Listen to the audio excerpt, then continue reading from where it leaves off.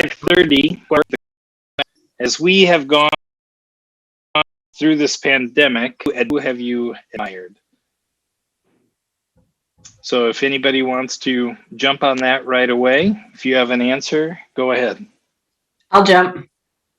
Dr. Fauci. I just like having someone that I feel like, okay, tell me something, and I'm more likely to believe it's the truth. Yeah. Thanks for getting us started, Aaron. I'll go. So I admire all the people on the front line, whether it's physicians, nurses, emergency responders, grocery store workers, anybody that has to continue on with their life and deal with it. Yeah. Thank you, Tom. I'm sort of with Tom. The ones I admire, and I saw a piece on him. Actually, I've seen a couple of television news pieces on him. I think they called themselves the COVID Angels, and they're the people that go around to the elderly and to people that are technically illiterate and help them work their way through the online appointment scheme that they may have in their particular area and get COVID appointments for people who find it virtually impossible to navigate it on their own. Thank you, Walt. Yeah, I would say my wife. She's an urgent care doctor who's been dealing with COVID every day, and then she gets to come home and deal with 2 teenagers and myself. So I don't know what's worse, frankly, but either way, she's doing a good job and keeping it together. Thanks for bringing that up, Phil. I love that because I didn't know that about you. So, on behalf of myself and all of us, please tell her thank you for what she's doing. Thanks. Yeah, well.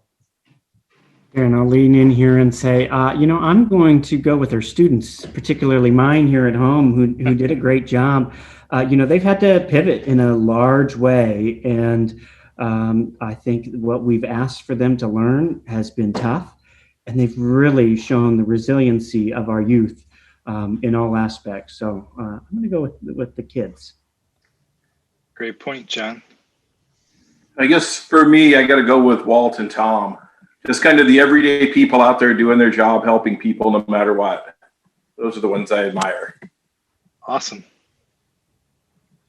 Brian, Mike? I admire the other side of the coin that Phil was talking about, the wives and the mothers, many of whom dropped out of the workforce in order to stay home and teach kids and run their house and put up with the teenagers and the fathers and everything else that they have to cope with, but become teachers and not work doing it. Boy, those to me are the heroes in this. Thank you, Brian. I want to say all the above, but if I had to narrow it down, I'd go with Tom and Walt and Pat. I just, the healthcare people out there every day have to put on their suit of invisible armor and go do the job that they do for us. So, what triggered this thought or this question for me was a friend who had signed up to be a volunteer with Kitsap County's emergency management team.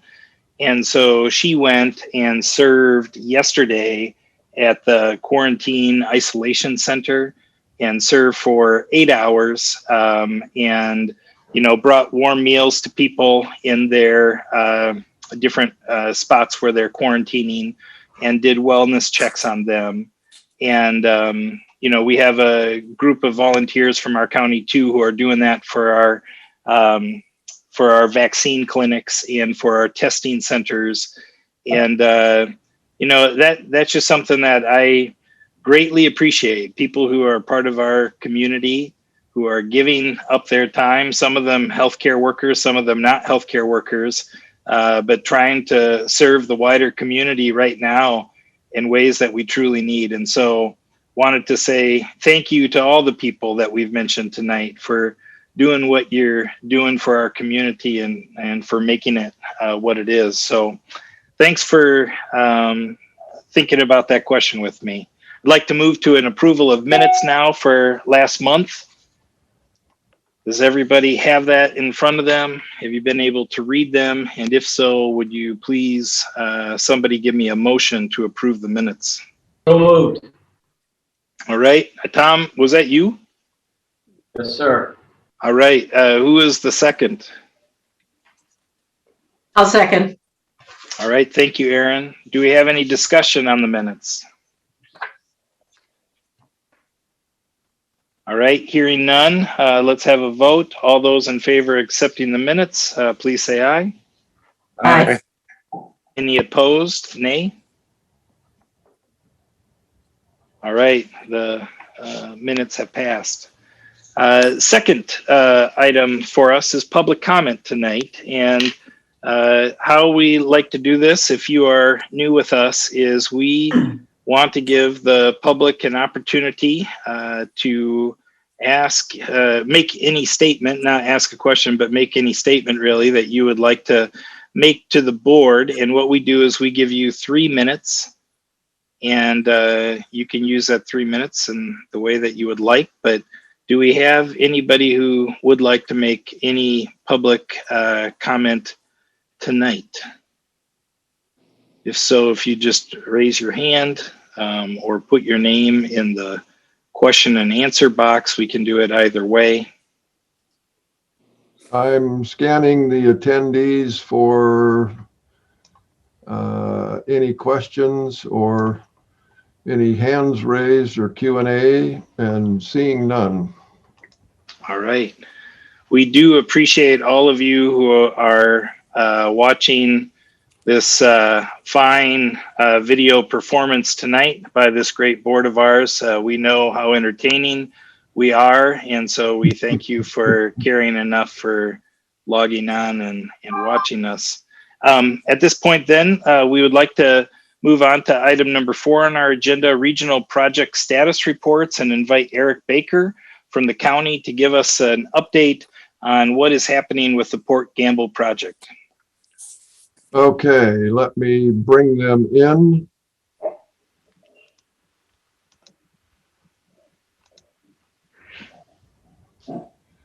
Okay, let's see here.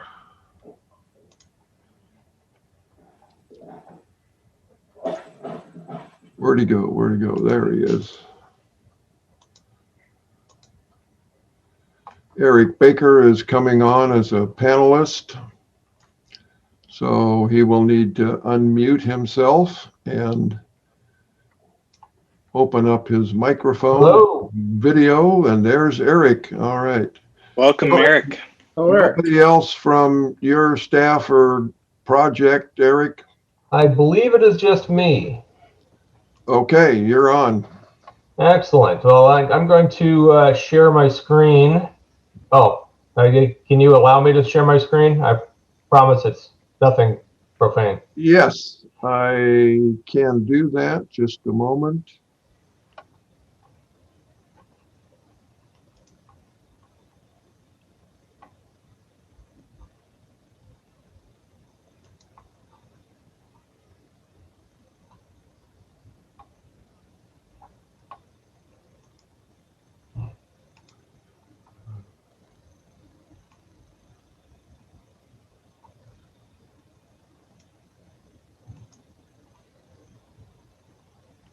All right. I think you should be able now. There you go. Yep, I'm good. Can everybody see my?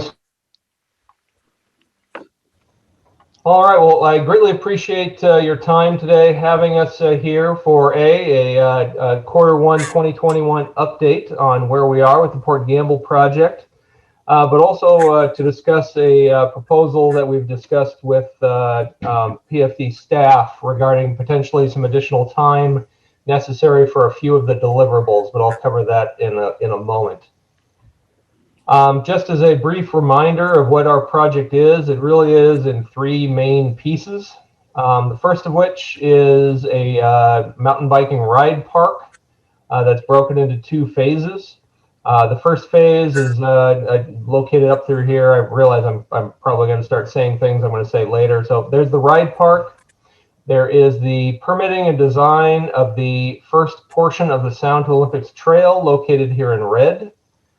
And then there's the Stottlemyre Trailhead, which will provide parking and a safe southern access to this 3,500 acre park.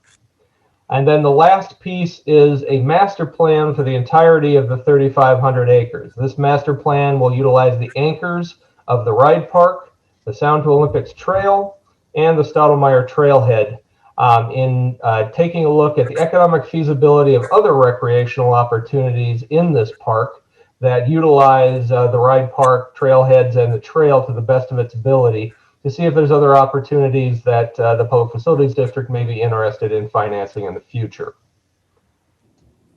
There's some images of kind of what we're looking at in regards to trail amenities, as well as the robust trail system on the property.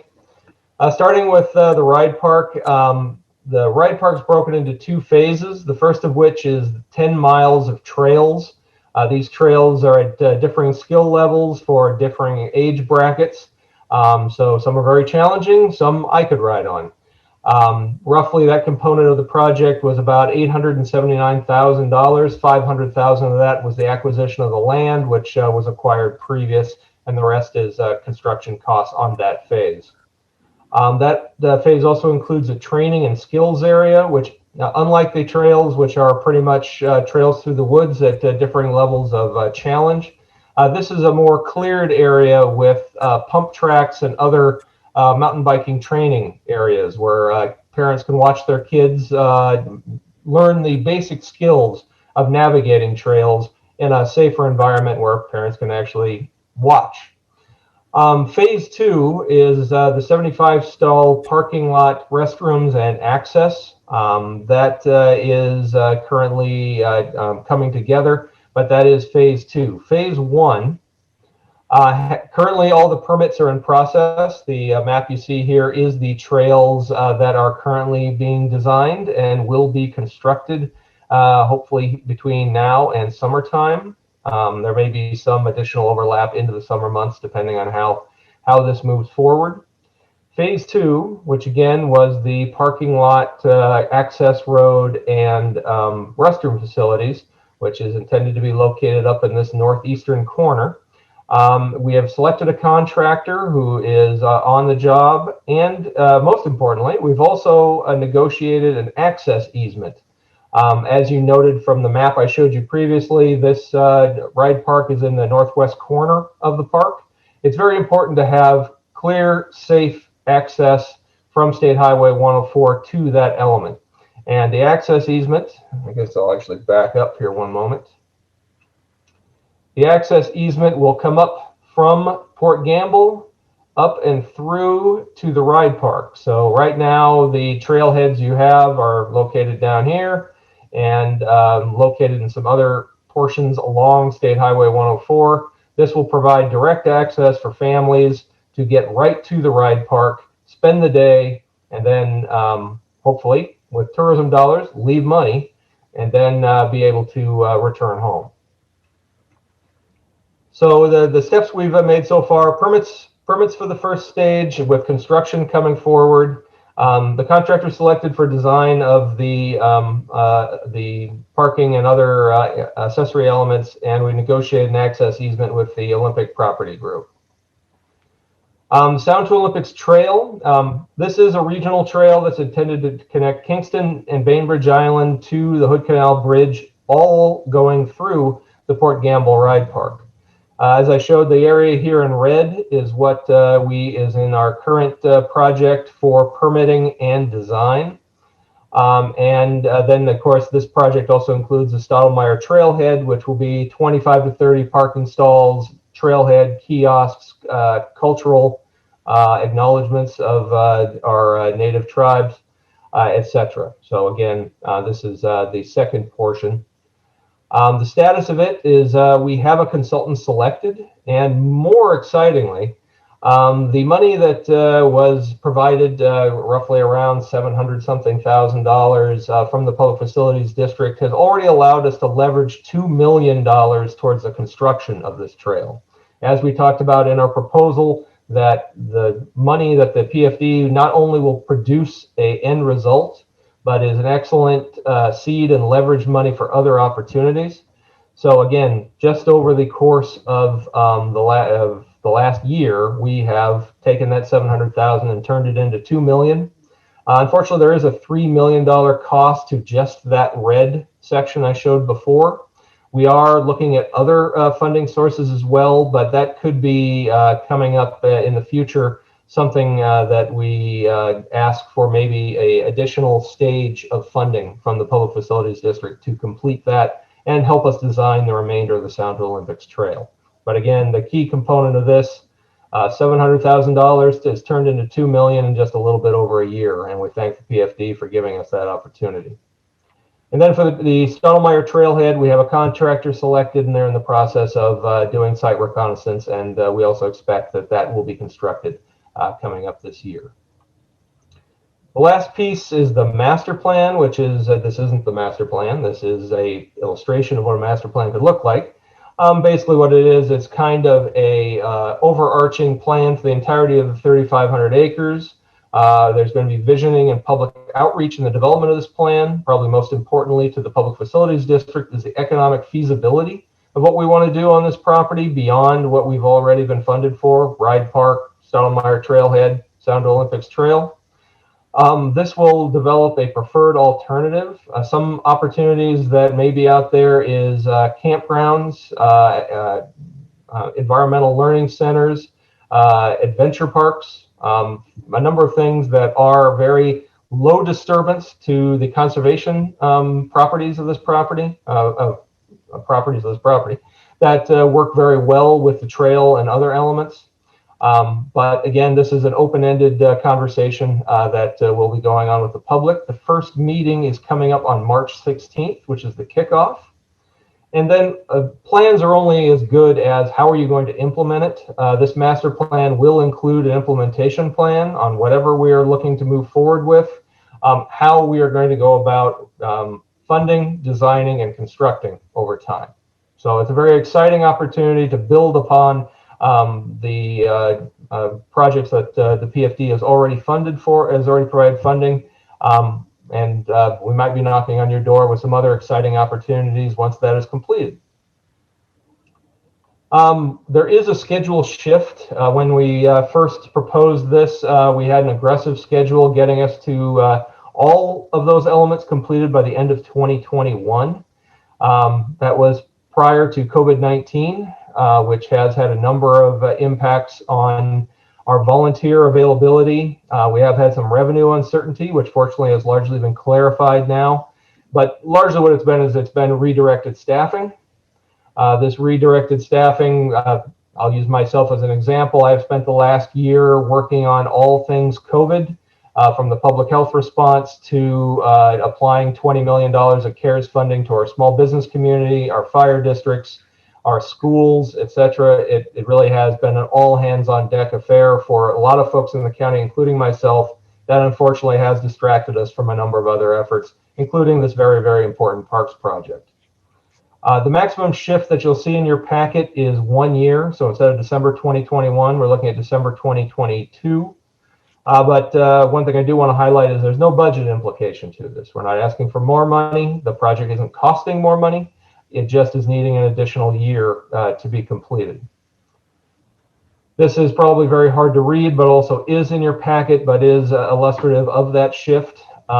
If you look here in the area that is in blue, that's where you're going to notice the biggest shift. That is in public works staffing. Public works and the Sound to Olympics Trail is being pushed back the full year to the end of 2022 instead of the closure of 2021. The master plan has a much less schedule shift. It is only moving back 1 quarter to the end to quarter 1, 2022. And then looking up here to the ride park, there are certain elements. Construction of ride parks is really weather dependent. It's also volunteer dependent.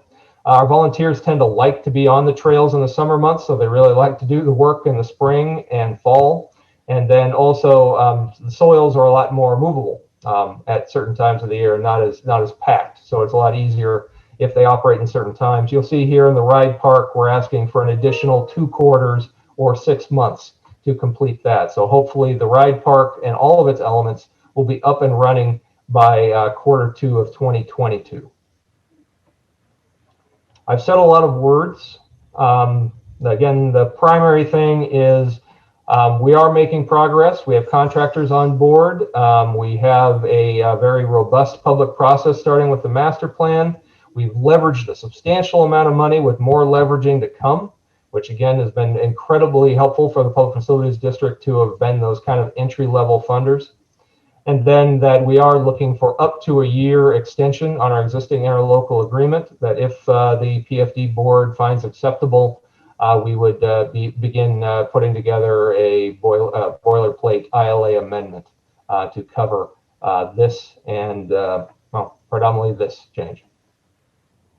Eric, I'll start off with questions by just sharing the one that Hank Anderson, who is one of our attendees tonight, asked about what are the names of the consultants and contractors selected? Excellent.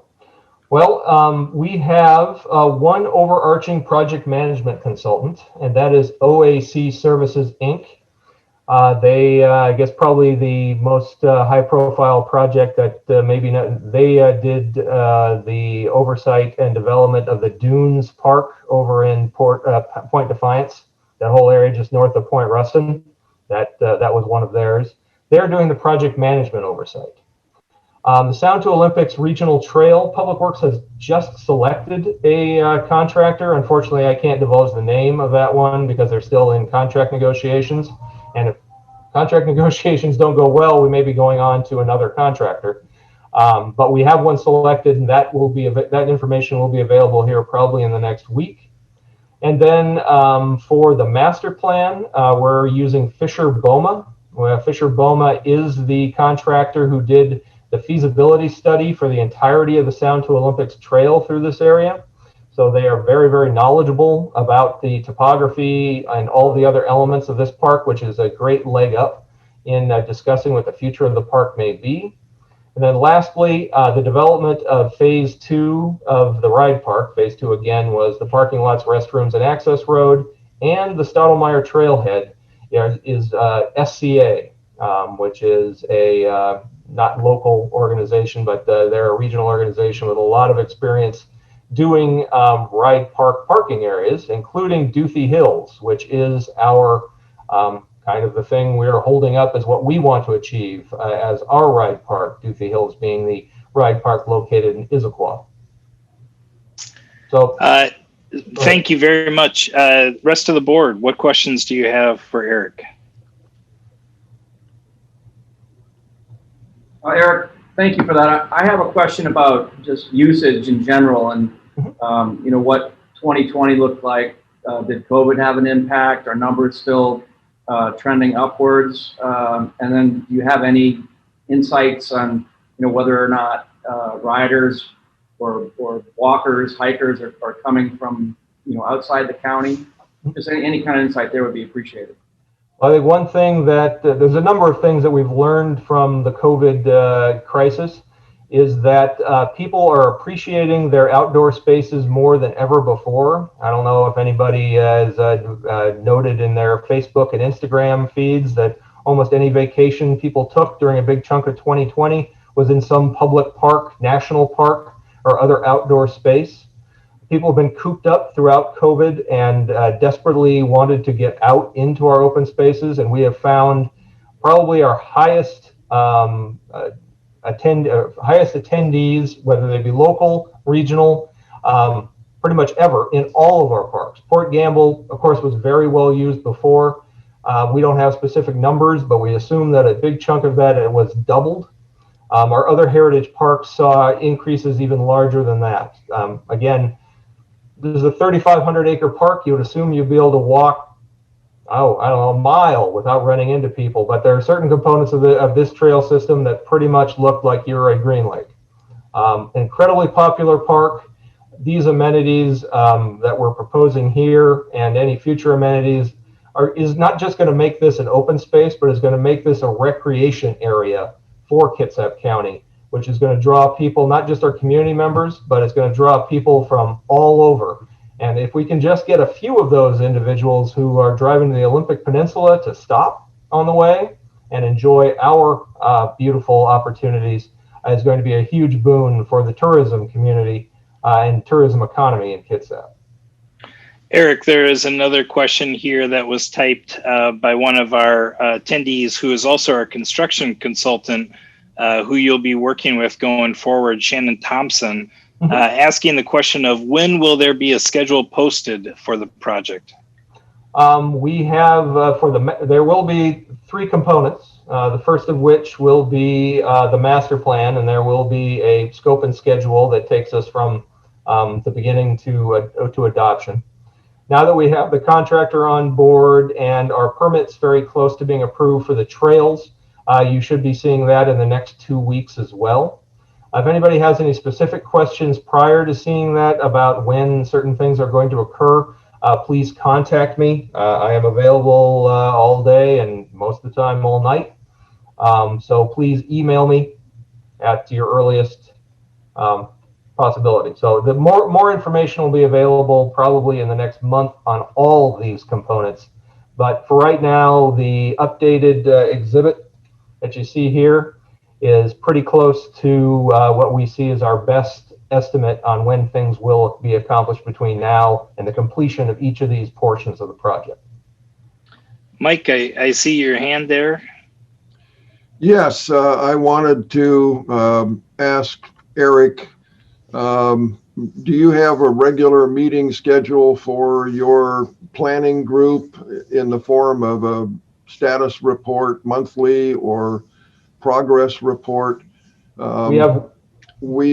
We would like to get a board member on that. I would like to participate as well, and occasionally we may have our construction consultant Shannon be invited or be a member of that so that we can keep our thumb on the pulse of the project. We appreciate your status updates, but we'd like to get information in between. I can provide you weekly status reports from our project management consultants. Those would be in writing. I can also get a member of the Public Facilities District on our, I think it's bi-weekly steering committee meetings.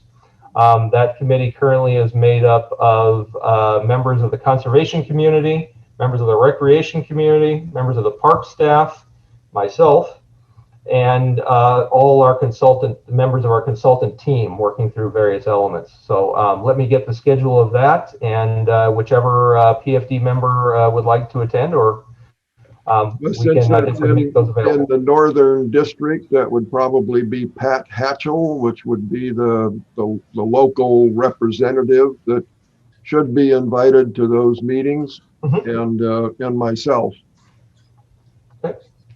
Aaron, I see your hand. Yeah, I'm interested, Eric, in your master plan, the public meeting on the 16th. I'm assuming that's going to be virtual, and will an invite be available to us too, so we can partake? I just had a 1.5 hour meeting talking about public outreach for that meeting, and where we actually selected the March 16th date.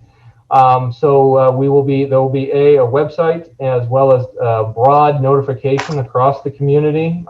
They will be advertised, and we will make sure the Kitsap Sun knows about it, but all our social media accounts, as well as social media accounts for Great Peninsula Conservancy, Audubon. We expect a good attendance, as so many people have cared for so long to get us where we are on this project. Eric, I'll just add on to that. Maybe you said this, but I didn't hear. Was there a time that you've already selected on March 16th for people's calendars? I believe we're shooting for 6:30, but do not quote me on that. It is, again, an after dinner affair. We always struggle to find the proper time, as that is convenient for some, but inconvenient for others. But now that we are virtual, we don't have to worry about folks having to drive at night, inclement weather, things like that. So I think we're shooting for around a 6:30, 7 o'clock, but it will be attached to the notification of the meeting. John, I see your hand. Yeah, I just, for our planning purposes, as we move forward as a board, and I know we don't get to see you each meeting, I want to make sure I fully understand the slide you have up in front of us, actually, Okay. as we try and figure out our funding and where that mechanism lies. Where do you see that next round of funding needed? I'm looking, so it starts at Q4. Is that 2019, 2020? Yeah, I apologize. You're missing. I would say I'm missing the top row. Can you see Can you see my pointer? Mm-hmm. Yeah. Okay.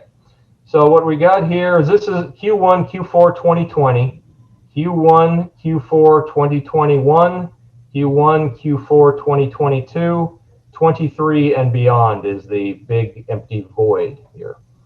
So again, one of the good things about the delay or the proposed delay, I will say, is that that funding that I mentioned that we've leveraged is construction funding that will become available in 2023.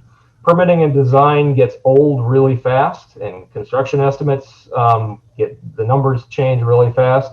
This dovetails in very, very well. If probably as we start approaching the beginning of 2022, I would have the expectation the master plan is going to be wrapping up. We're going to know what some of those exciting opportunities are and what the economic benefit of that could be to the community.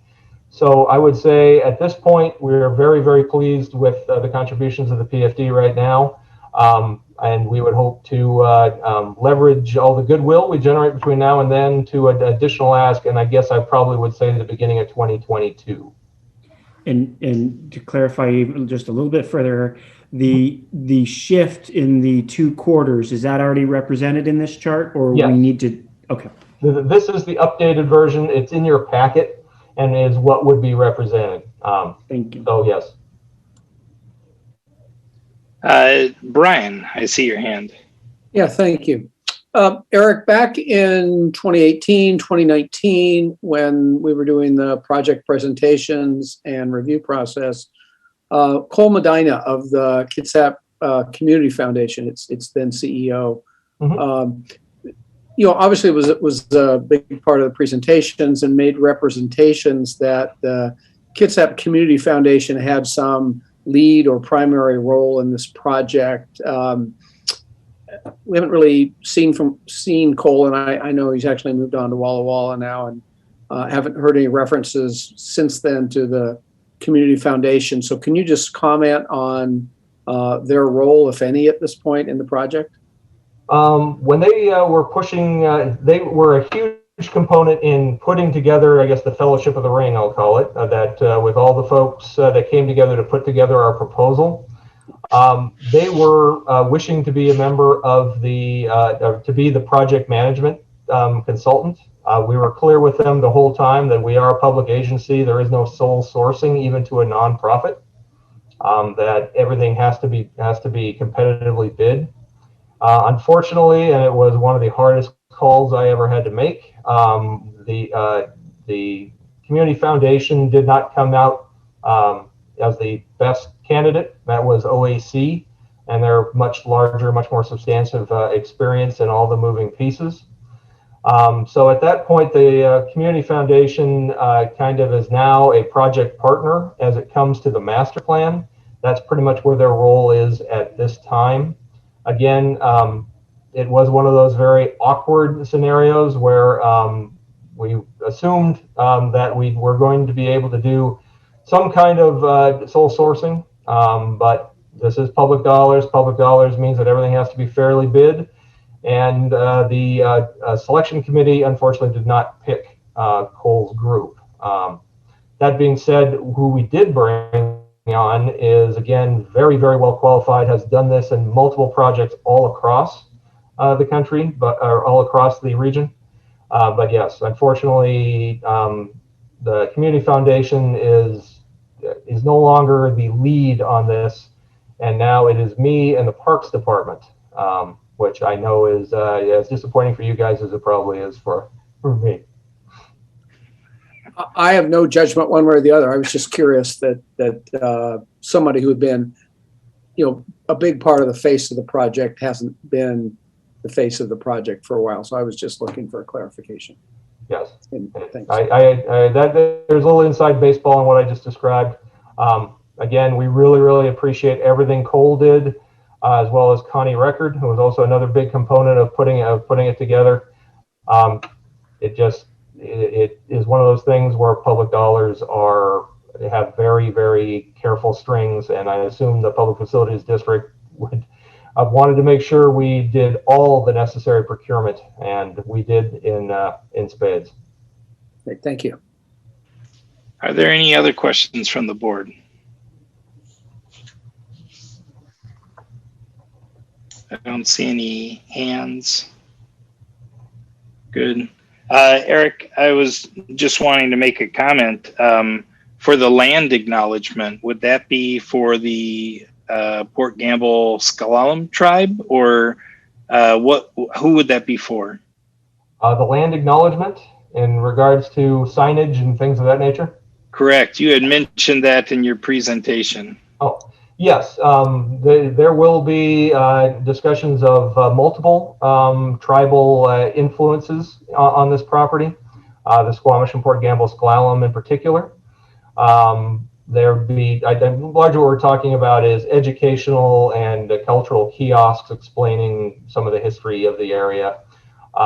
But when it comes to acknowledgement of how we got to where we are in the construction of all this, the Kitsap Public Facilities District logo is going to be on there next to Fort Terra, Great Peninsula Conservancy, the Nature Conservancy. It's going to be a pretty big list of people, because this has been it takes a village to raise this park. Yeah, no, I was not curious about our name being on it. It was much more for the land acknowledgement of the tribes who originally were there. And my personal thought is that's a great thing. And I just wanted to, is that something that the county does with all of its parks, or how did you come to that decision?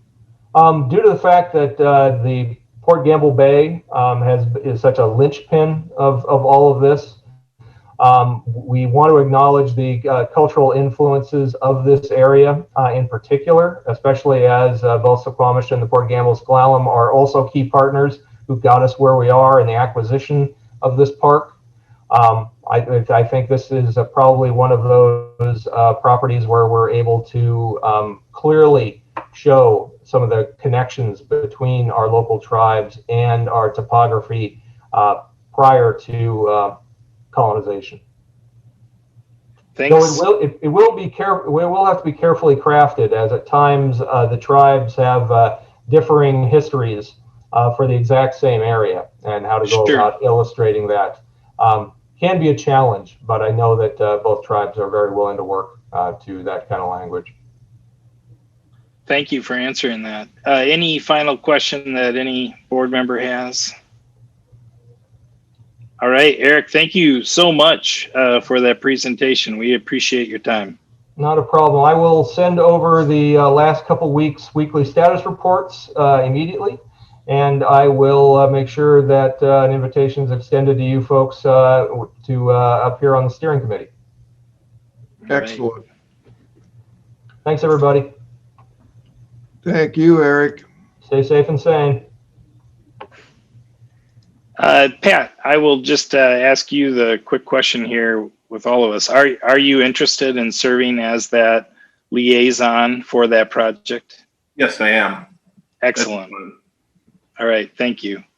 Let's move on to item number 5, Port of Bremerton ILA discussion, a continuation from our meeting last month. Mike, how would you like to present?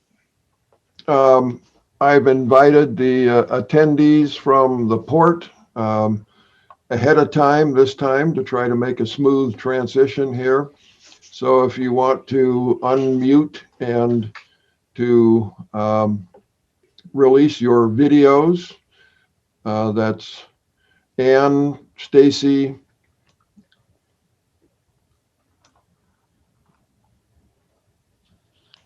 and others from the port. There's Jim Rothland, and one of the port commissioners.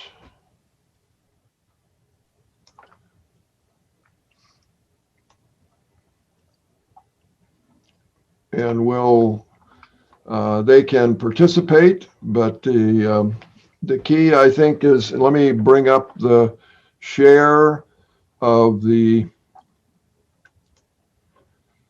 where we are.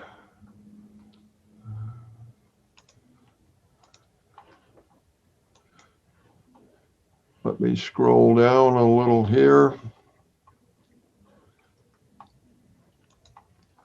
to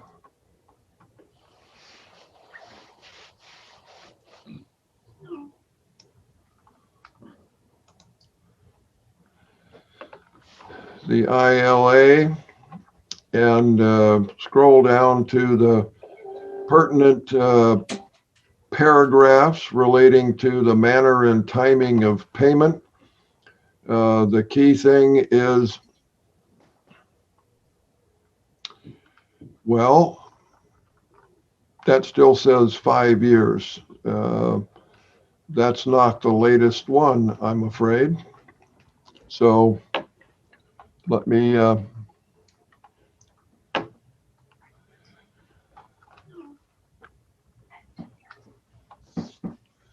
anyway, this 5.2 clause has been changed to 10 years at 0% interest.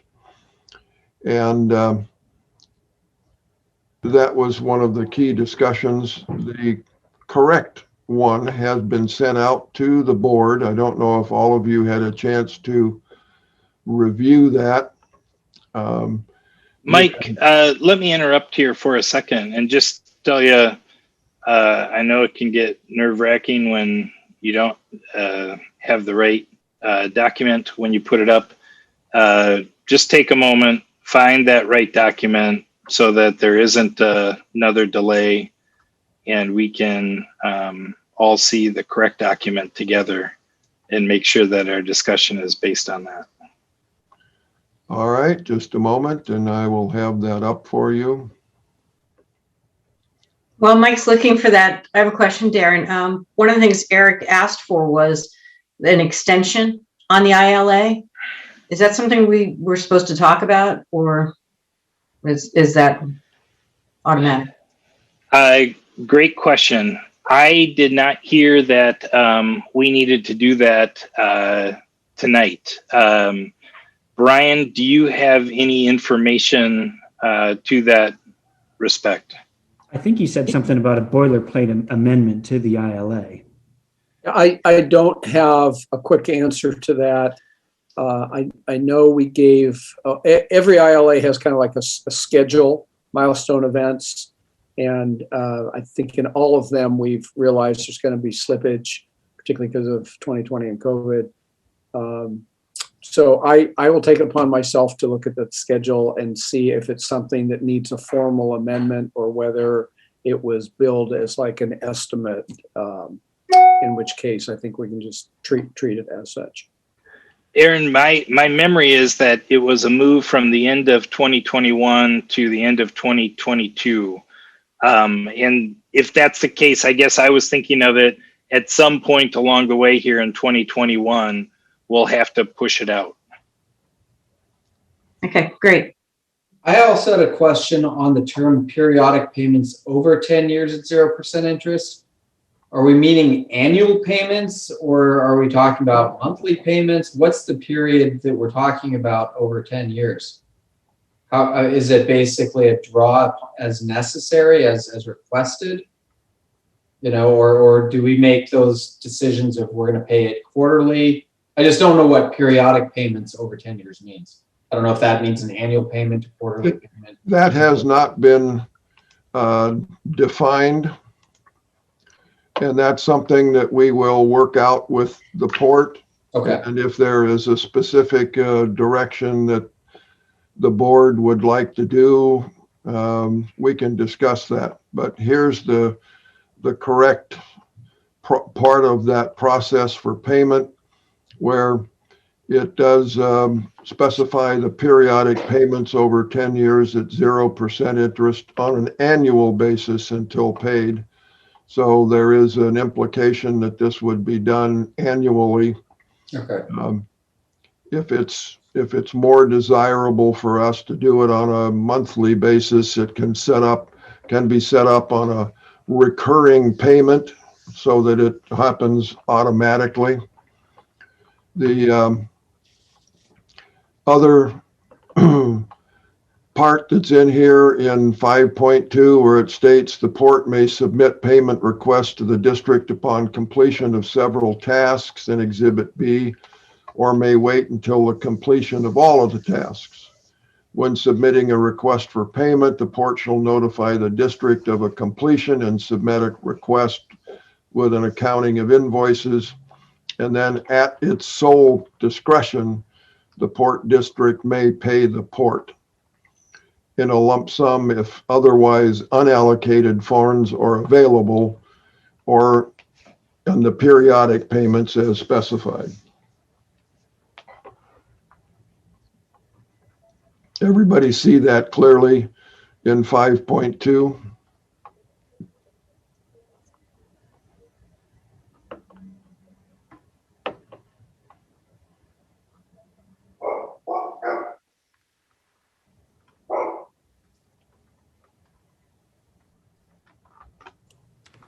My apologies, I was muted there.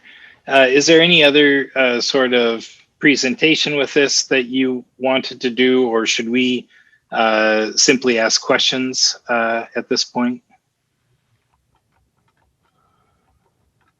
I think we had a discussion about this last month, and I think some members were even inclined to want to vote on it then. And I think some of our newer board members, maybe John and Phil, said, they'd like time to read the entire document because they had not been through an ILA yet. So my sense was we had covered it in general.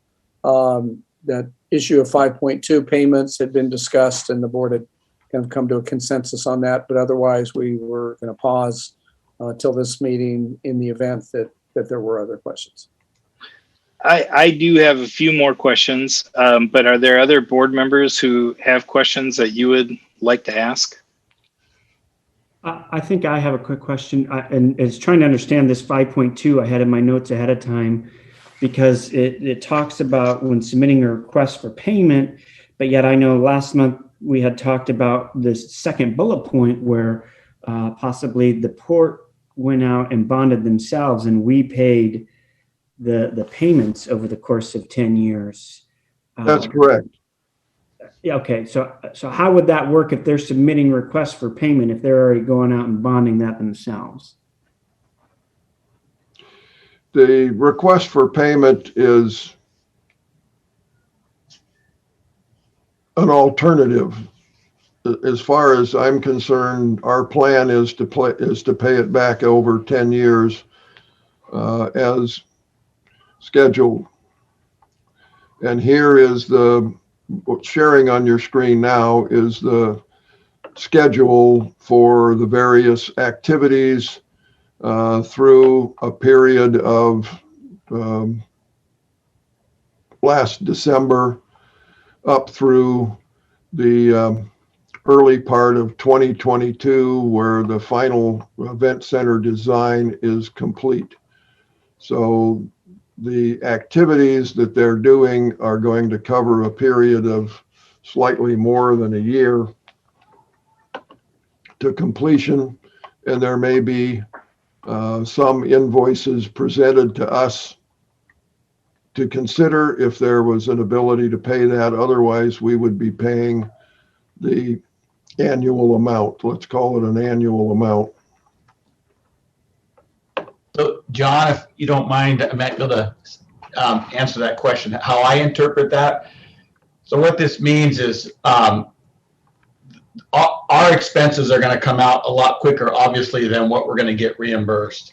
So what we're going to do is we're going to ask for approval of these payments ahead of time. So even though we might have, let's say, $500,000 approved for payment, that doesn't mean that the PFD would pay it. That just means that's how much we've got approved. And the reason that helps us is we aren't planning to fund anything that is not KPFD approved. So in other words, we're going to get this billing request. We're going to send it to the KPFD. And if they pre-approve it, then we'll go ahead and make those payments ahead of time.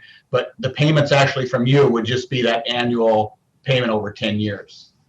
Okay, so you can cover all these payments, and whether or not we have cash on hand is not right. And we'll either do that through our equity or through bonding, depending on how we decide to move forward on it. Yeah. Thanks, Jim.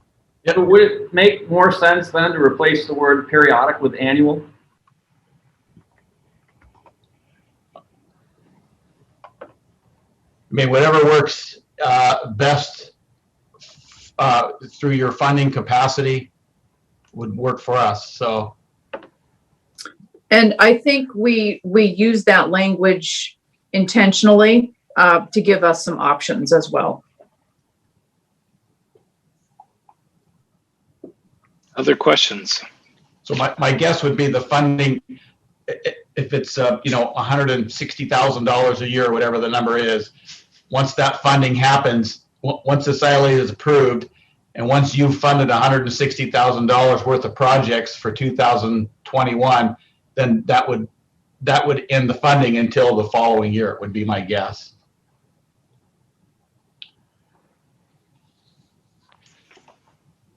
And the annual payment would be $143,900, that total divided by 10, I presume. Right. So a couple of questions for me. One was right at the beginning in number 1, purpose of the agreement.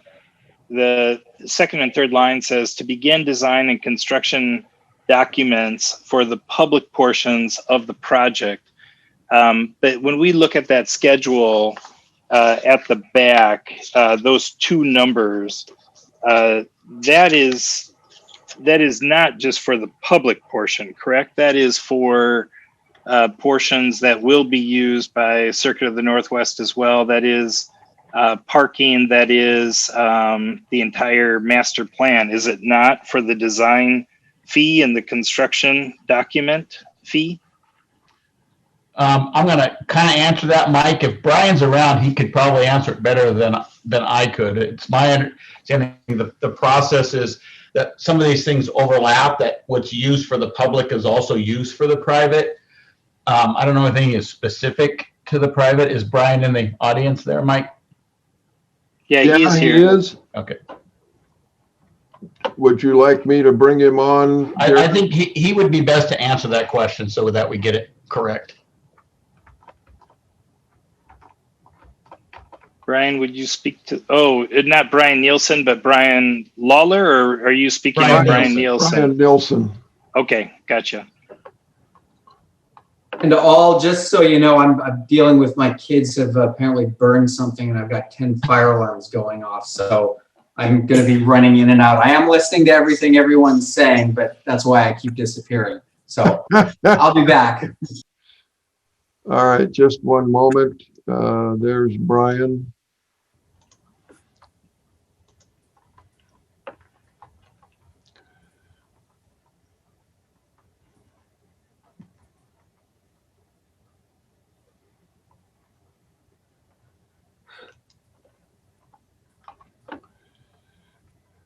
Brian, if you would unmute and activate your camera, then you can join the rest of us. Okay. See if I can get this camera to work here.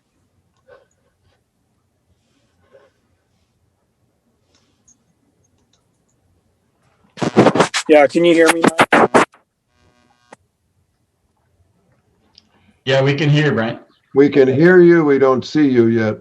All right. Well, I'm on my iPad, so I'm not sure how to, let's see here. Start video. Here we go. Okay. There he is. Okay. Can you go over the question one more time? It's about the construction document fee, or what was it called? Brian, had originally asked the question and Jim had then referred it on to you, but I was looking at the language and purpose of the agreement. It's the second and the third sentence of the ILA in that section. It says to begin design and construction documents for the public portion of the project. Mhm. And so it specifically says the public portion of the project, but then it was my understanding through both the document at the back, which gives that 1,439,000 number with the two highlighted blue items, which say design fee regional center and construction document fee overall facility. Mhm. So my question is, we state that it is for the public portion only, Right. but then the numbers seem to be numbers that do not just cover the public portion, but cover the larger area for Circuit of the Northwest as well, which the public portion is certainly included in, Yeah, I but think, that is actually being used for understand. developing the facility. Yeah, I understand, Darren, perfectly. So what's going on is there's shared usage. So if we have a parking lot, for example, it could be used for a public event one day, and that same area would be multi-use. We might use it for driver skills training or fire department training or things like that, the sheriff's office. And then we might do a concert and have another event. So the whole facility is designed for multi-use, and the public areas are more than just the bridges and the parking lots. The whole facility has to be designed for public usage. Thank you for that. Mhm. My follow-up to that is at the bottom of that same section, it says right after that, and if feasible, construct the certain public portions of the project with funds from the port or Circuit of the Northwest in part, or from other contributors such as CSTOC in part, and from the district in part. And my understanding of our meetings over the last number of months is when this request for funding was brought up, it was said to be the only request, that this was going to be, this is what we're asking for, and this is it. But this seems to lay out the open end again of, hey, we will use these funds of the 1,400,000, but then that the district is named as one of the people who would contribute to the construction. Would you give clarity on that? And Yeah, so- Jared, if I could break in for just a second, please. Sure. I guess at this point, I'm going to ask the KPFD board if it's their understanding that that was a condition of this ILA, was that we would not be coming back at any point in the future for this project? Rather than reverse the question, I would just ask you to answer the question, which is, that is my understanding what was spoken to us when this presentation was brought forward. So is that the understanding, or is this a step to open the door for future funding? Yeah, you want me to answer? Please. Go ahead, yeah, Brian. Yeah, I mean, at this time, that's all we're asking for. Will we come back later? It's not in our plans, unless we don't put the facilities district in a situation financially where they can't, operate or fund. That's not our intent. Aaron, you have your hand up. Yeah, I think part of what we talked about last time too was that this was the funding request as with the understanding that we did not anticipate having any other funds. But we were also looking at the fact that, we don't know for sure that all these other projects are going to move forward. So 5 years from now, it could be a very different beast. So I don't feel that any of us said, oh, absolutely, there's never going to be a time ever in the world of Kitsap County where this won't happen again. So I'm okay with that language. The next question I have is the reporting side, which is 3.2. It says that the port shall regularly, not less than quarterly, meet with the district or the district's representative listed in paragraph 7. Those two people are Jim and Mike, representing our two organizations. But as we talked about with the park for Heritage Park tonight, Pat is going to be a representative from the board along with Mike for that project. John Morrissey is a representative for the project that we're doing with the city of Port Orchard. I am a representative for the project that we're doing with the city of Paulsbo. It would seem appropriate that, Aaron, I thought you would be the most likely candidate for someone from the board who would also be part of these discussions to make sure that the monies that we are paying are being used for public benefit, and that we can, validate that as well.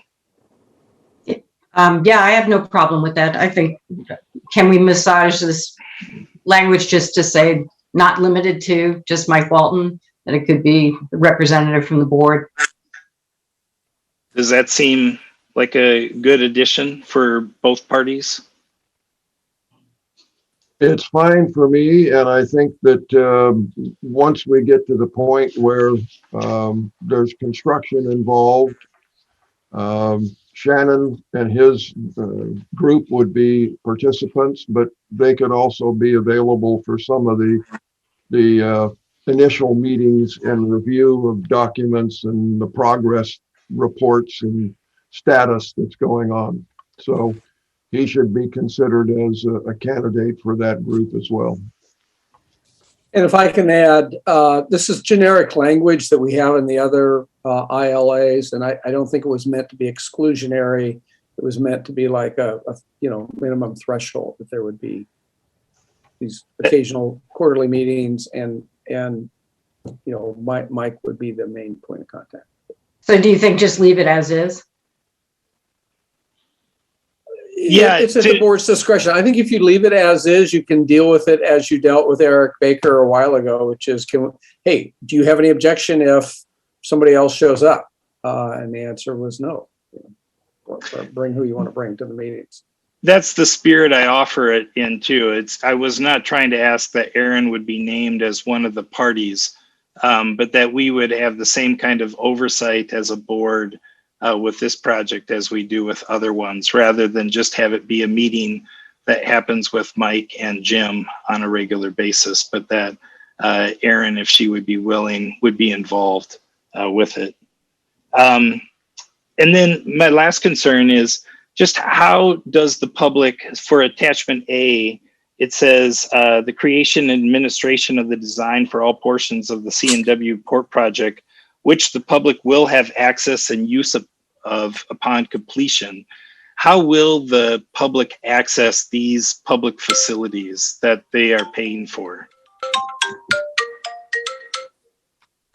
Ryan, do you want to answer that? Sure. Am I still off mute here? You're good. We can hear you. Yeah. So how will the public access the facility? It's simple. When we have public events, whether it be a concert, whether it be a sanctioned race, whether someone wants to pay for karting, and so on. So those two centers, the community event center and the regional sports center, are the places that will hold those events. So the public would only have access to it when there is a group that is paying for the facility to use the facility. It's not going to be like a park. I know what you're getting at. It's going to be a managed facility just like it is now. So there will be user groups. There will be multiple events going on at the same time. But yes, to answer your question directly, yes. People can't just go out there and go around the track or go onto one of these centers because it has to be managed. All right. Thank you. Mm-hmm. Any other questions from the rest of the board? I have two questions. One, I think just on the ILA document 3.4, and this is me stepping in with my former life as an IP lawyer. Work product IP is property of the port. I don't have an issue with that. I guess I would just ask that, the Public Facilities District, maybe is granted a license to, use drawings, designs for portfolio purposes, if we're talking with other people, other groups, just to be able to use some of those designs. I think just it's a small thing. Not that we're going to want to use it and build another thing somewhere else, but just being able to publicize what's going on. We want to have a grantable license for that. So that would be one comment. And then the other thing is getting to kind of piggybacking on Darren's question. Do you guys have a sense of what the fees are going to be? One of the criticisms I've heard about the track is that there's a perception that this is, being built primarily for rich guys with race cars. And I think it'd be good for you guys to help dispel that. In part by kind of maybe giving us a sense of what the fee structure would be for use. And I know you guys, it's not definitively known at this point, but just kind of roughly, is it comparable to a group or an organization wanting to use like a community center type of fee? Is it significantly more than that? Kind of what's the general thought? Yeah, the regional sports center and the community event center, we're going to keep our fees low, just like they are now. Can I tell you exactly what they're going to be to rent the facility? Not right now. We do have a track rental fee that'll be market value, but it's the intent isn't to raise the price to cover a $30 million facility. There will be a membership, and that's the private part of this project. So the members will be in their own area and they will pay for 150 days annually. That is the foundation of Circuit of the Northwest, is the membership. With that, the regional sports center and the community event area are separate and are accessed by the roads, the parking lot, and the bridges and or tunnels. So those areas where the police will be training, for example, we have a responsibility as a community to make, as Circuit of the Northwest, to make sure that our first responders have that area for training. And so will those fees be about competitive to where they are now? Absolutely. So that's one example. We're not going to, the Navy uses us. We're not going to raise the price to market value to, charge them $10,000 or $12,000 a day. That's not going to happen. And also, Brian, you've got like musical concerts, so it could be $20 a ticket. They'll have festivals, which could be free to come in, but the people who are going to be there, the vendors might pay to get in. So there's theater performances, so it'll be so much per ticket. So it's way more than just the racing facility. The community event area is way beyond just the racing part of it. That's right. We train Kitsap Transit. We provide the training grounds for Kitsap Transit. That's another, they're going to have similar fee structure to what it is now. So I think Mike, to I kind see of your clear hand. up all that, because it's the same topic. I'm sorry to interrupt, Darren. Same topic. Jim, most of our rest of our projects, say our Port Orchard project is going to be owned and operated by the city. They're going to lease that back out. Is I don't know that I've seen the work agreement between Circuit of the Northwest and the port. Will you be operating that, right? So the city of Bremerton sets the price to rent out the Kitsap Conference Center, and city of Port Orchard will help set that price in conjunction with who they lease that space and that operation out to. I assume that's what this will look like as well. Yeah, thanks, John. What it's going to look like is, we're going to pay someone to manage this whole thing, and or we might lease, we'll create an arrangement that allows them to create a commission or whatever they need to do to kind of make it happen. We're just not designed to do that kind of managing ourselves. So similar like the convention center at Bremerton, where they hire somebody else to manage it. That's how we look at it happening. Mike, I see your hand raised. Yeah, I wanted to point out that in our many discussions around this, the activities that are currently going on at the old runway on the port side of the highway is what's going to translate over to this new facility. So it's not a bunch of new stuff that they're trying to dream up. It's making sure that the existing use of that facility gets transferred to the new facility. And Brian, how many different events do you do over on the airport strip now? Oh, well over 150. So yeah, John, as an example, so we lease that to Circuits of the Northwest, and they control the events. They give us a schedule, we approve the schedule, then we move forward. And I would imagine the same thing happening, and the port could have some say in Yes. the price of said rentals. Yep. All right. Any other questions? I just have one quick question. It goes back to kind of the beginning of all this. So when the ILA goes into effect and the $1.4 million is available, that's available to the Circuit of the Northwest immediately? Or is it going to be over time? I kind of heard you say as it comes in, you'd pay it out to them, or? Well, if I can answer that, when I'm looking at the contract, here's what it says. It says over 10 years. So if it's a $1.4 million contract, so it would imagine $140,000 divided over 10 years. So $140,000 a year. So what that means, we might spend $300 in the first year, but we're going to want to get that approved, but your obligation stops for the first year at 140. Okay. And then when the next year comes. Now, the other thing that's in the contract, because we're very sensitive to the fact that you have other projects, that we're asking is if other projects get delayed or get canceled where the cash flow comes sooner, that there's a consideration that we get paid sooner. But right, the obligation is no more than basically 1/10 per year. Does our contract allow us to prepay some of it, or does it have to be all prepaid if we decide to prepay it early? As much as you have available. So it's really under your discretion as to if you want to prepay. Okay. Any other questions? Okay, then at this point, I think it's time to take a vote. Can I have a motion? I move approval of the ILA with Port of Bremerton and the PFD. I'll Thank you, second. Walt. Thank you, Aaron. And now, is there any discussion?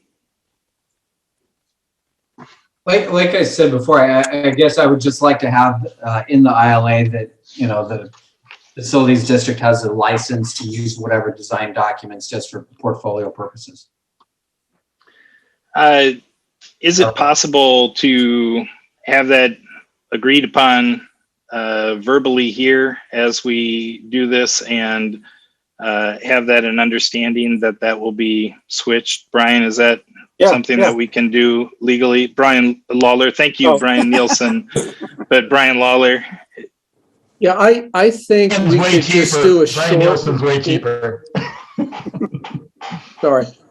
I think we could just do a short letter agreement that says, with respect to paragraph 3.4, it's the understanding of the parties they'll cooperate in good faith, and the port will allow the KPFD from time to time to use intellectual property for promotional purposes or something like that. Yeah, that works. We can work that out at a later date. I agree with Brian.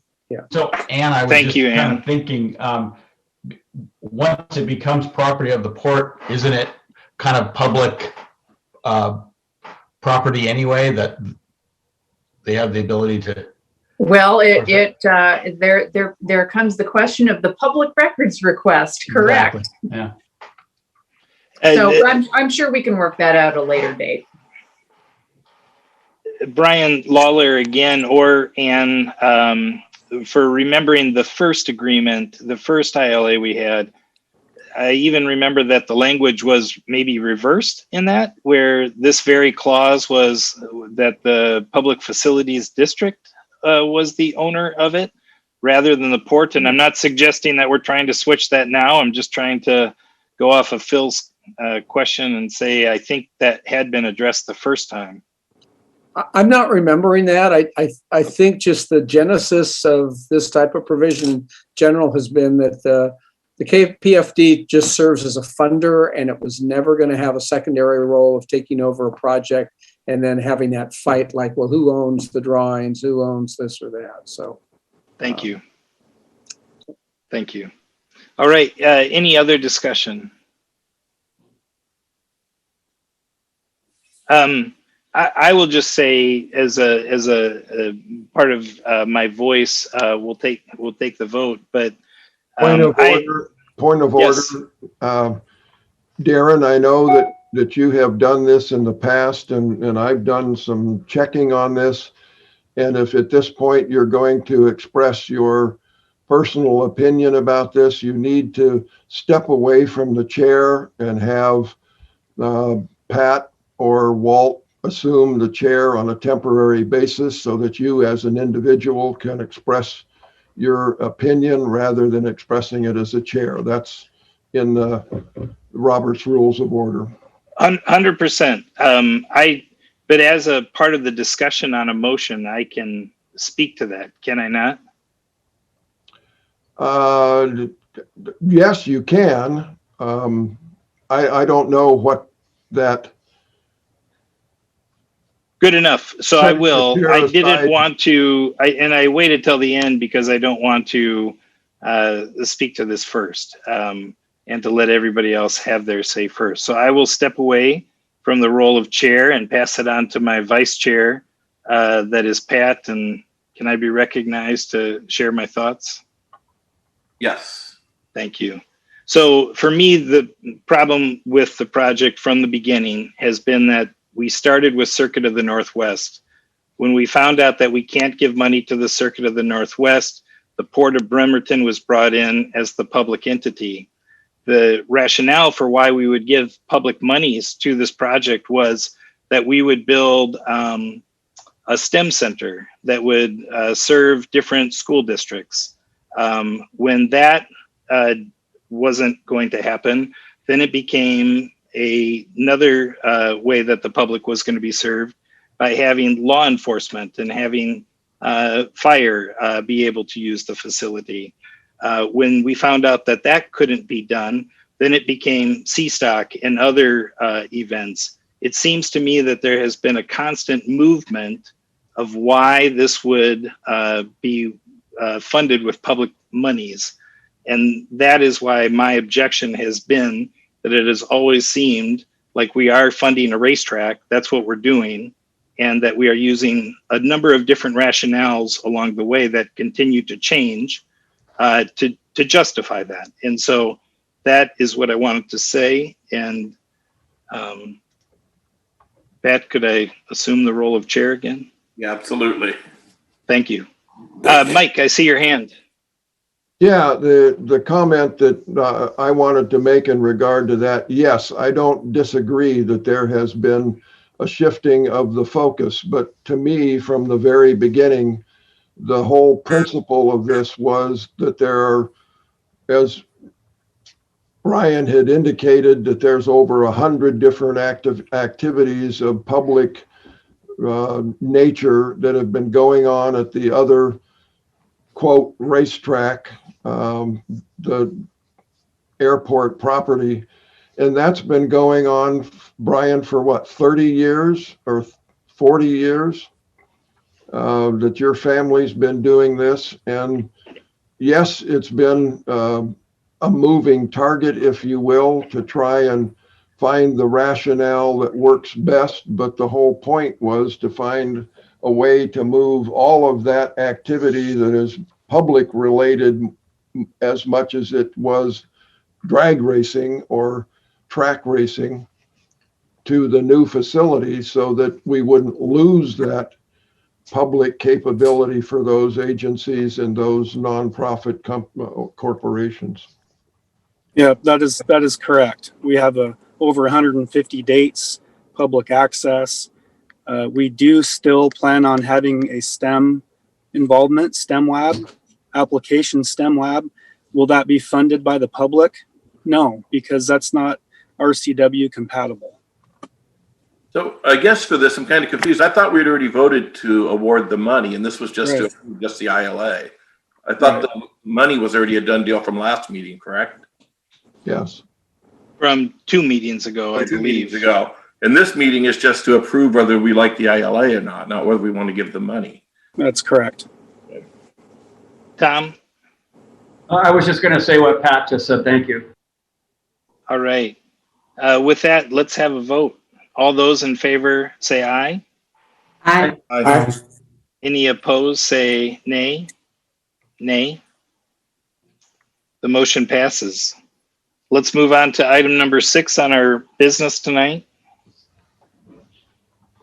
The financial reports. Mike, would you walk us through those? Okay, just a moment. I will get to the right place for that.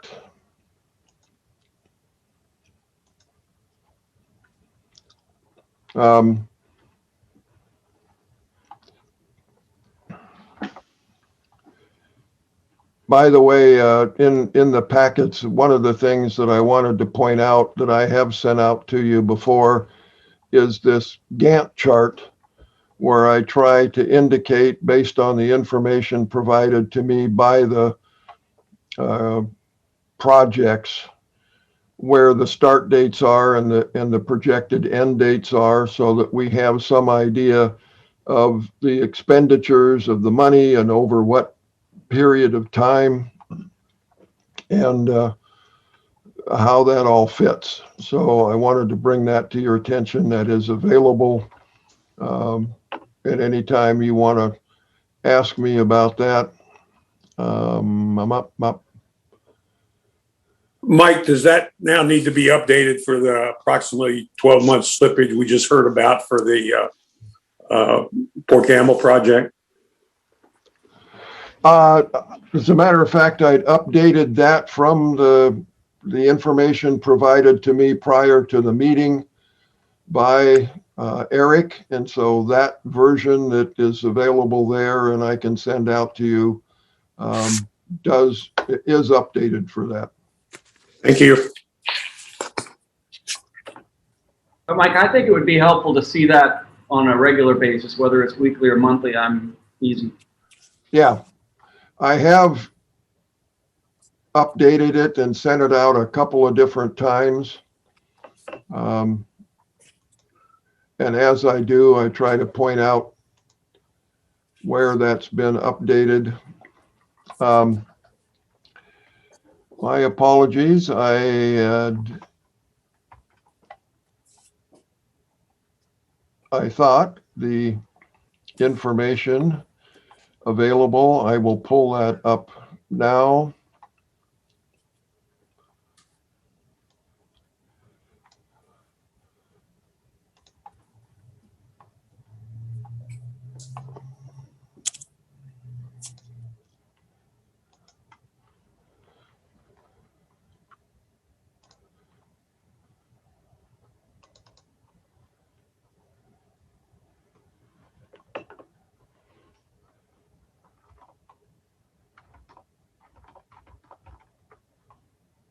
Okay. Here is the tax rebate revenue summary in larger print with the months on the left-hand side as requested. The January receipts, again, were the largest we've received in January at $158,000, approximately $800, a 5.6% increase over last year's January numbers. The debt service was in the same range it typically is, around $70,000. And with the expenses for the month of January at just over $10,000, that's $78,000 that goes into the 977 account and adds to our balance there. Any questions about that? I can bring that back up if you like.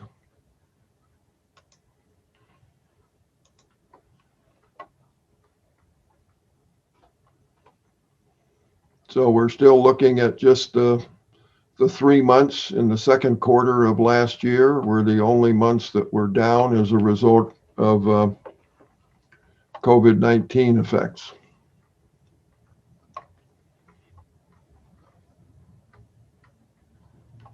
Any other questions? Okay.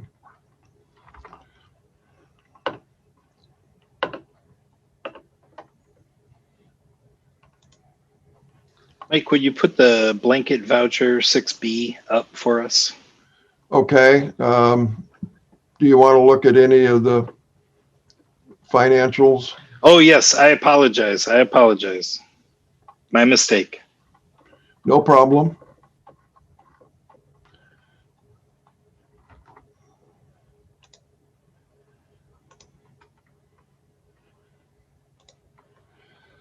This is the profit and loss budget performance, where Aaron had noted that there was a deduction down here.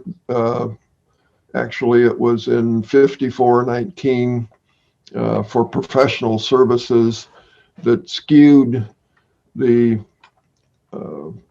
bottom balance to a negative position.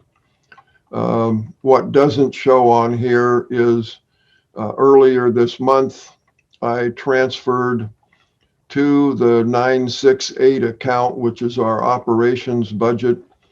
I had transferred $180,000 from the 977 account. You'll see that our annual budget is at $237,000. Our actual budget usually winds up being at around $200,000. There was a balance in that account. So I will make any adjustment toward the end of the year as to whether or not it looks like our budget expenditures will expend over the 180,000 plus the approximate 20,000 that was in the 968 account.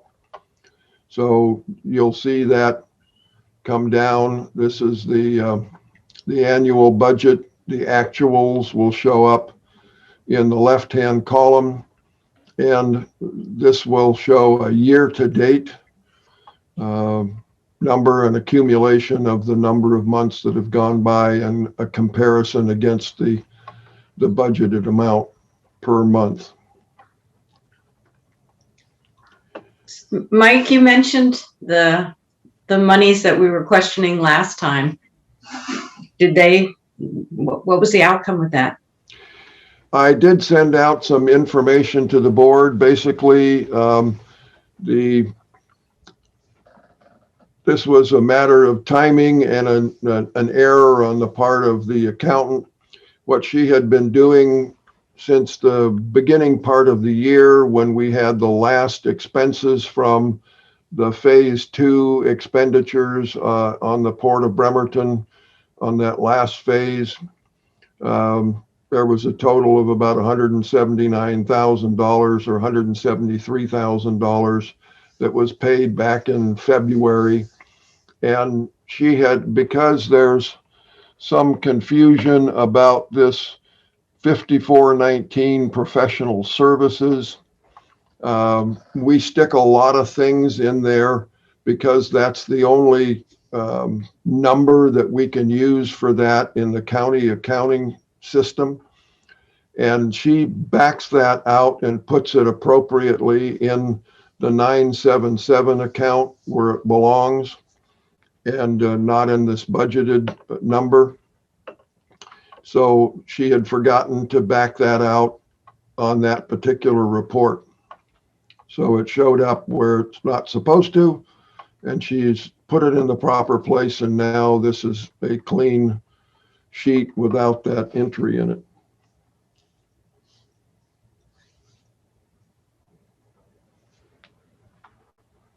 That's something that she'd been doing in order to make sure that the accounts were balanced properly. I wasn't even aware that she was doing that to compensate it because I'd never seen it. on this sheet and these numbers, and they'd always balanced and looked good. And to be honest, I did not review that because it came in just before I sent it out to you guys. So it's my error. I did not check it before it went out and was published.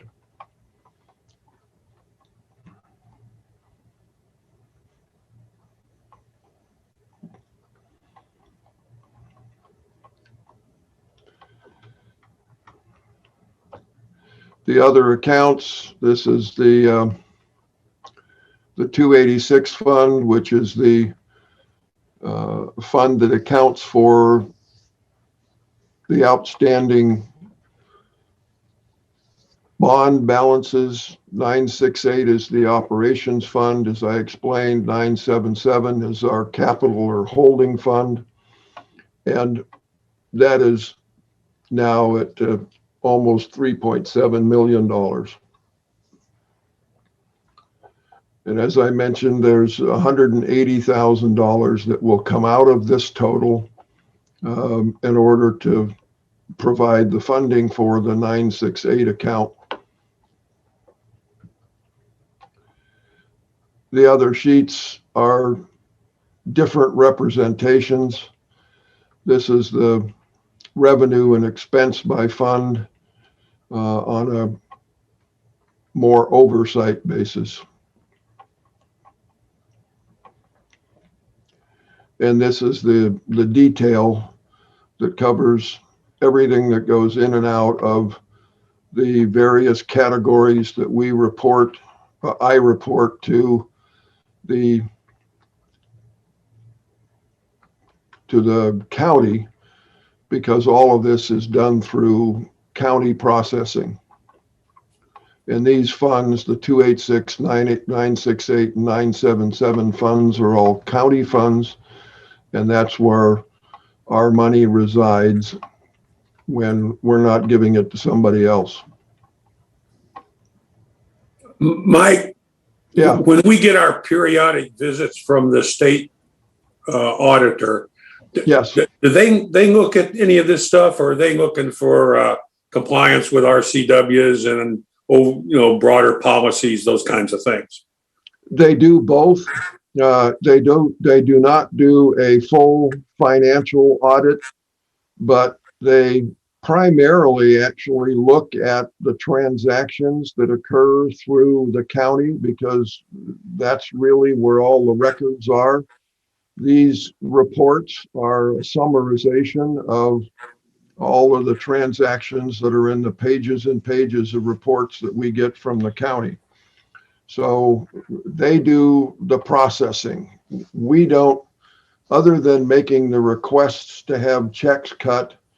All of that happens through the county. So when they do an audit, it's a compliance audit, it's called, and means that we're complying with the rules and regulations that the county requires for our financial reporting, and that the procedures that we're doing are all meeting the given standards from the state for fiscal responsibility for our organization. Hey, Mike, I do have a question. I don't know if I just had never noticed this before, but on the statement of financial position by fund, so this one, on the 977, it's a line item. You're gonna have to go up a little bit. Let's see. Hang on. 977-1650. There we go. Scroll down just a little bit further. There's $250,000 that says it's a receivable advances to others. Yes. What's that? That's the $250,000 reserve that the county requires to keep on hand. Okay, so it's not an advance to somebody else. It's just a reserve. Okay. No. Thank you. When we started out, that was $900,000. It was eventually reduced down to $500,000. And since we'd never missed a payment, we'd never been below what it took to to pay our debt service. The last request several years ago was to bring it down to $250,000. The county agreed to that. So that's our current reserve. Can you remind the new guy what the 286 fund is for? Because the rest of them I can see where the assets and liabilities kind of offset, but the 286 shows that we have quite a bit of equity in that fund, as there's no liability associated with that other than the aforementioned reserve, $250,000 on reserve with the county. And that's a function of the double entry bookkeeping that because we have a large debt outstanding still, even though that's not attached to a specific building, like it would if we were a PFD that built and owned and operated our own facility and had sold bonds to do that. Yes, part of those bonds went to build the conference center, and yes, part of those bonds went to build or upgrade the fairgrounds properties. But that's vested in, as you say, equity, but that's in double entry bookkeeping. I don't see how that's real, but to balance the accounts, that's what has to be put in there. Okay, because I see, like, even when you look at the 977 fund, right? We have $4.5 million in outstanding bonds, 3.6 sitting in the checking account ready to pay that off. The difference is the 883,000, and we make more than that each month, and so that's where the difference of that 60,000 in equity shows up in that account. I just don't see that corresponding entrance in the 286. And if you want to cover that, I can make sure that we have a conversation with Susan, our accountant, and we can get that resolved for you. Thank you. I profess I would not be able to tell you, I would not be able to give you an explanation for that. Somebody who looks at these types of things, that looks like that's money ready to spend, but I'd like some more information. Yeah. Well, certainly this 3.6 million that's down here is, quote, ready to spend. Are you gonna eat? And that's what's paid out to these invoices that come in from the various projects. But I can see where that money goes, right? It shows on this piece of paper. The rest of that 4.8 doesn't show me where that goes.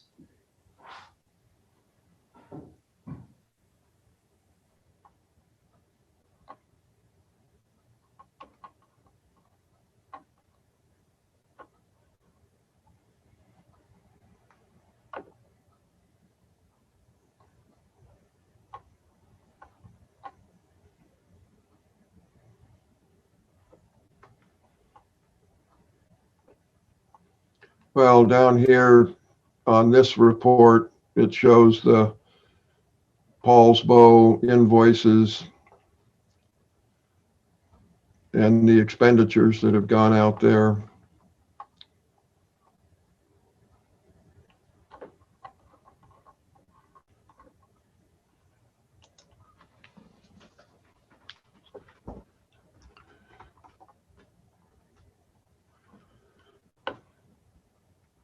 Any other questions?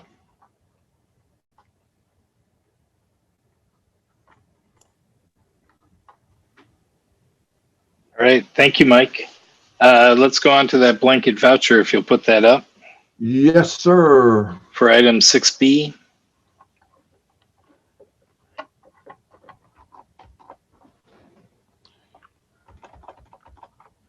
Okay, where am I here now?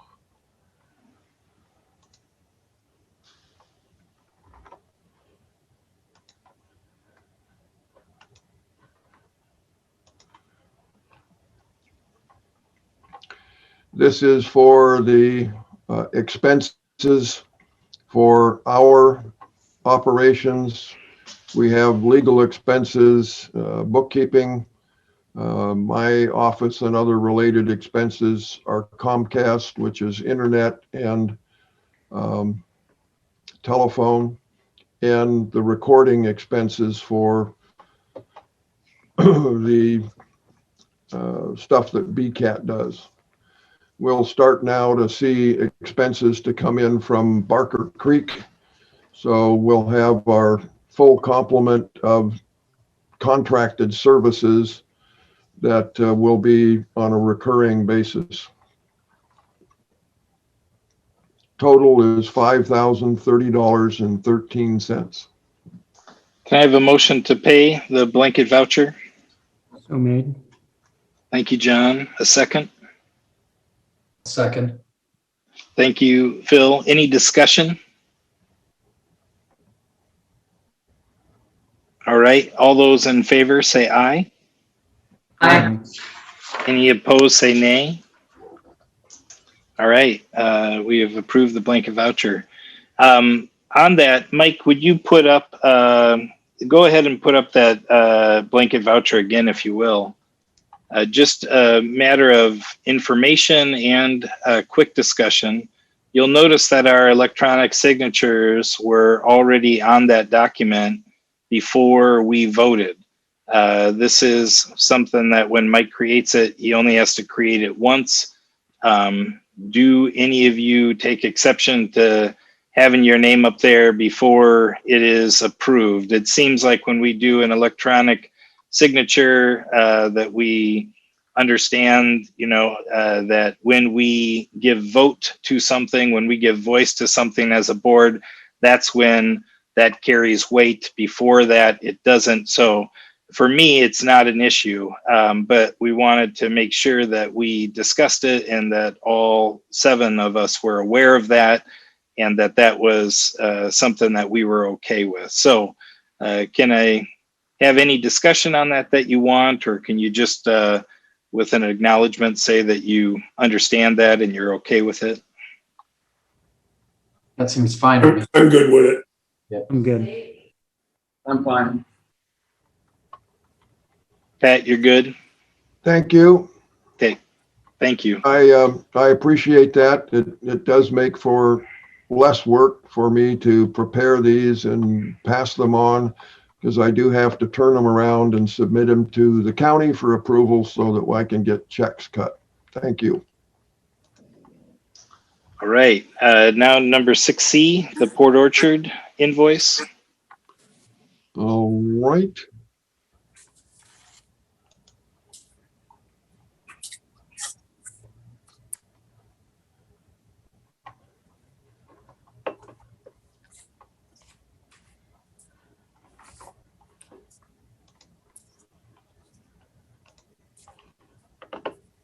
And I don't know that we need it, as this was all stipulated in the initial ILA that we'd pay them up front. So- We're actually not paying them up front.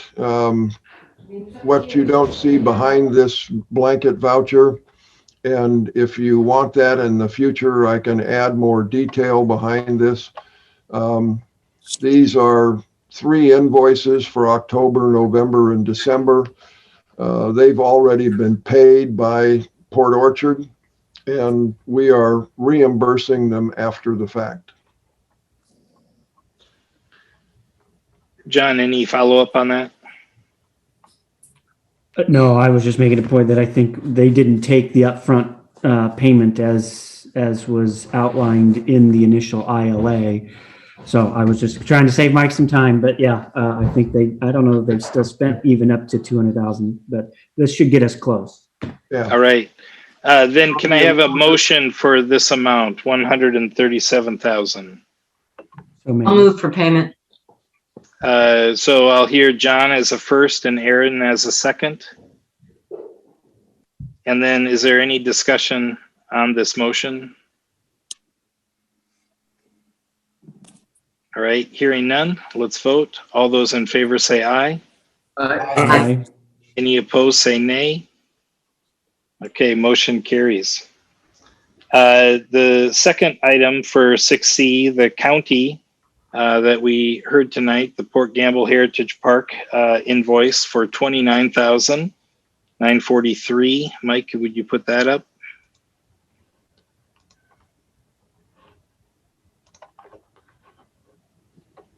$29,943.70.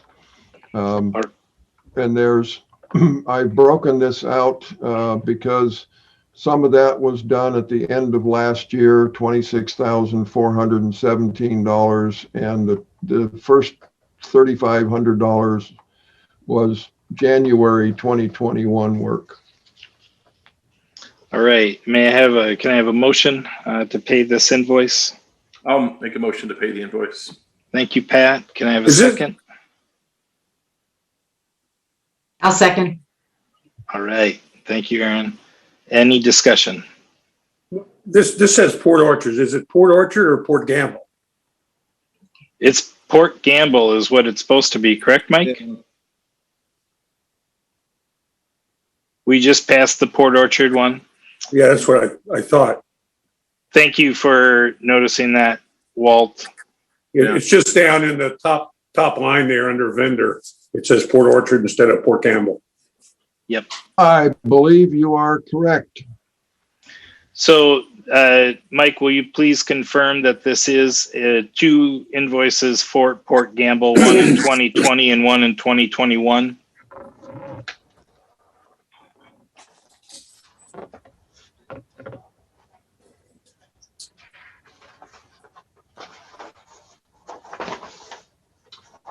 That is correct. And it should be Port Gamble, and that's my fault when I copied this over and filled in different numbers. I didn't take that out. I will make that correction. And when it goes to the county, it will say Port Gamble, or will say to the county for the Port Gamble project. Right. This is one that did take a while to sort out because this looked like it was the county asking us. It turns out that this actually comes from the Parks Department. So this is a Parks capital expense that we are paying back. But I didn't know where to assign it.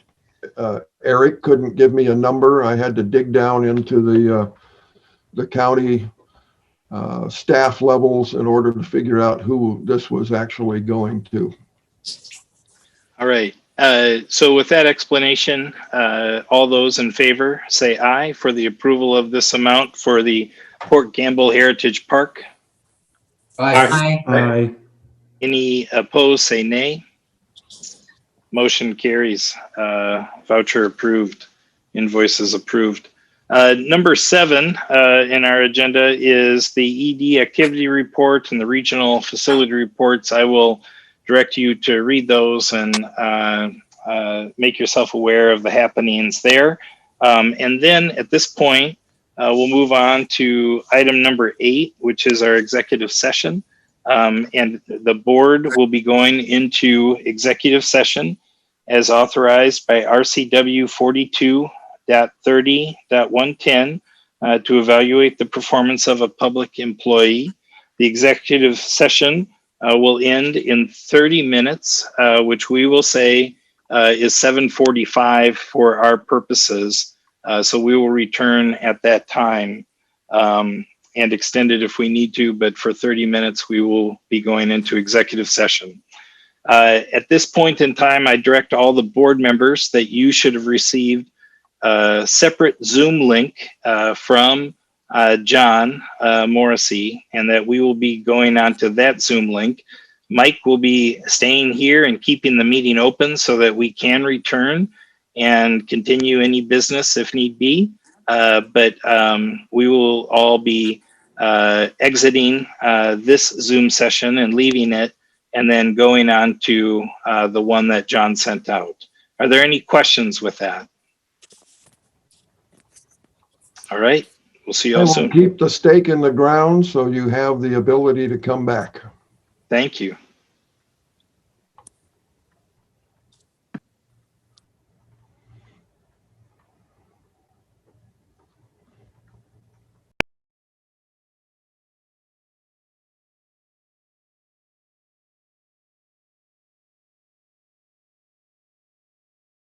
I'm on mute. There we go. Mike, can you hear Nope, me? you're off. Hi, Darren. Hello, Mike. I see that BCAT and Brian and Hank are still here. So I want to just say that we will be extending the executive session by 15 minutes. And so I will plan on coming back here just shortly after 8. All right. All right. Very good. Thank you. You're welcome. Thank you.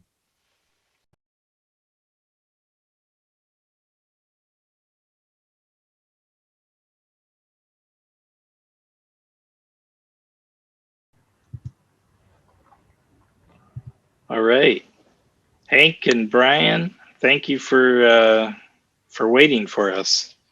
We're gonna wait for our full board to come on. Mike, you can unpause the recording. Thank you. Mike, you have Hank and Brian and BCAT in the main window.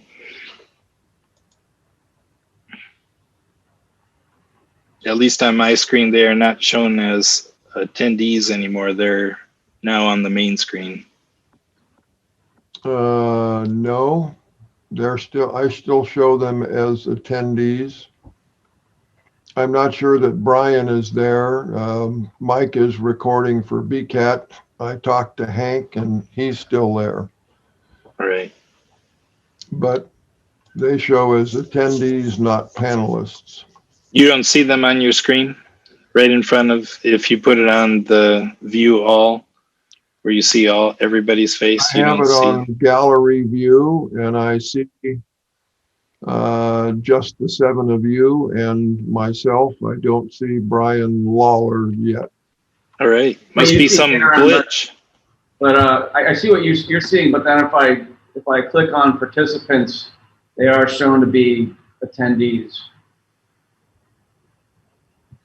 Yeah, I see it too, but I don't know what's what. We'll just let it go.